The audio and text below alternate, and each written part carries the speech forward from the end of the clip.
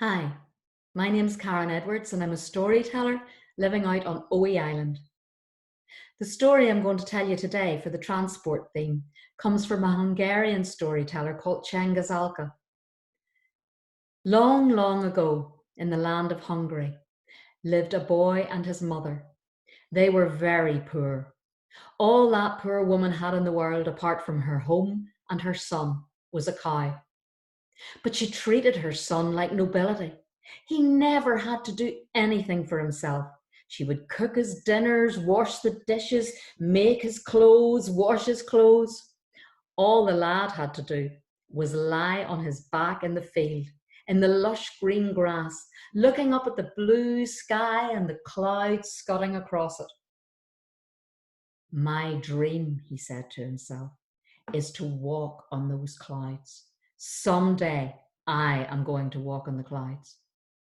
Well, sad to say, when the lad's mother died, he had not a clue how to look after himself, and less how to look after the cow. So he thought to himself, I have a plan. I will give my cow to the first person who can tell me how to walk on the clouds.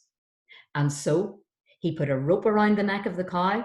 He led the cow up the village street to the house at the very end where the wood carver lived, because it was said that the wood carver was the wisest man in the village. When the wood carver saw the lad coming, he was sure he had come to learn how to be an apprentice.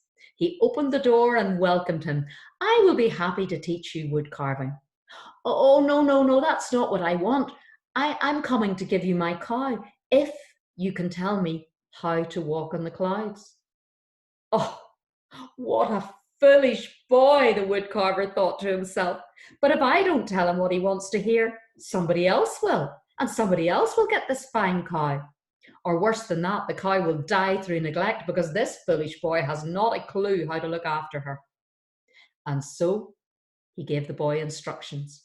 He took the cow, he put the cow to graze out the back of the house, and that evening he had 2 buckets of the frothiest, creamiest milk you can ever imagine. When his wife came home, she was pleased but cautious. Where did you get that fine cow? I hope it didn't cost us too much.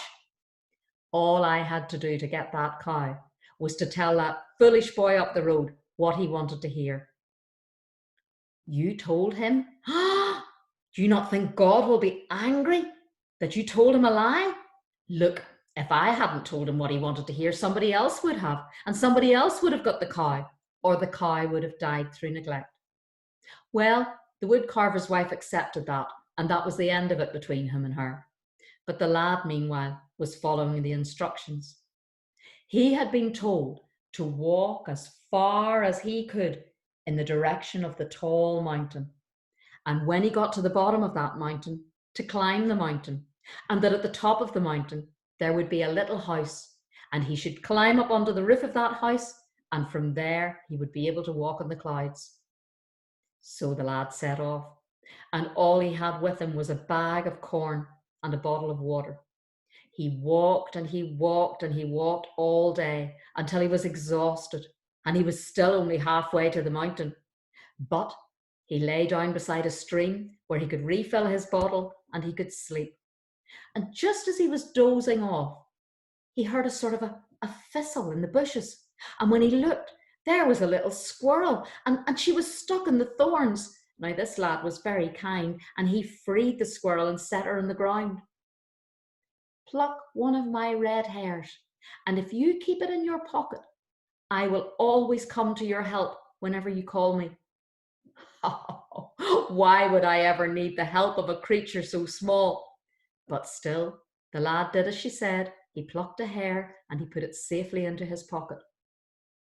The next morning, when he awoke, the sun was shining. But it was almost as if the sun was mocking him because he felt so far from home and so alone. And then he heard a blackbird singing on a bush. And he thought that the blackbird was laughing at him. You foolish boy, you foolish boy. And so he got angry and he chased that blackbird, and he chased the blackbird all day. And by the time evening came, he realized that he was at the foot of the mountain. He lay down again. Tomorrow I will climb that mountain. I will get to the top of it. I will find that house and I will climb onto the roof and I will step off onto the clouds. Then he heard a noise. I've got a job for you. I've got a job for you. And there was the little squirrel pulling at his sleeve. There's a king in a carriage pulled by black horses, and he wants a companion. He's going to fly over the world in his carriage, and if you go with him, you will be able to see sights that you have never seen before. It's not exactly the clouds, but it's close to it. And you just have to remember two things: never to show fear and never to show surprise, and the job is yours. But if you want it, you have to go now, because he's waiting and he wants to take off first thing in the morning. So the lad and the squirrel, they ran up that mountain all the way up. And when they got to the top, Jack saw the house. He looked at it. The roof was nowhere near the clouds.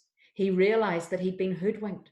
But then he looked over and there was the carriage, and it was studded with gold and jewels, pearls, diamonds, rubies, sapphires. And in front of it were two fine black stallions. The little squirrel, she tumbled over. She turned herself into a coachman and jumped up onto the front of the carriage. Now remember what I told you. And if you feel sick when we're taking off, just close your eyes and I'll tell you when you can open them.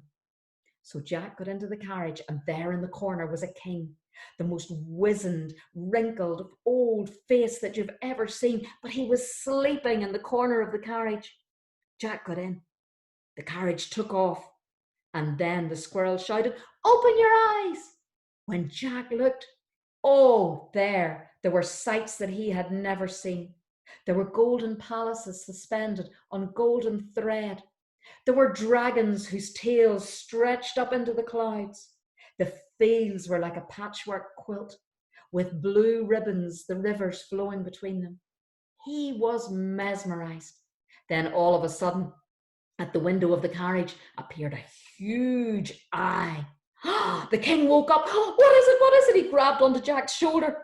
Oh, that's nothing. It's just a giant. But I have seen giants 20 times that size. You mustn't be afraid.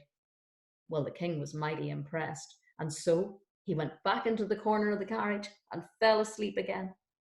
And then, as they flew on through the air, all of a sudden, the king noticed that the giant was tending to vineyards, and in the vineyards there were grapes the size of tables. I've never seen anything like it. Oh, that's nothing. I've seen grapes 20 times that size. And so the king was no longer surprised, and he went back to sleep in the corner of the carriage. Well, as they flew on through the air, Jack could resist it no longer. The sun was setting. The edges of the clouds were tinged with pink and gold. He opened the door of the carriage and he stepped out onto the clouds. He walked. The silence was beautiful. It felt like cotton wool, like candy floss. And then he remembered the little squirrel, and he plucked the hair out of his pocket and he called for the squirrel. Yes, yes, what do you want? I would just like that those people down below who thought that I was so stupid and ridiculous for dreaming of walking on the clouds, I would just like that you would be able to tell them what I was doing and that I had fulfilled my dream. Well, the little squirrel said, that's easy. Just come over and sit here on the edge of the cloud. And she said, you dangle your knees over, and if you take off your hat and let it fall, it will fall down onto the house of the woodcarver. Now, I can't guarantee that it won't do any damage, but they will definitely know that you're here.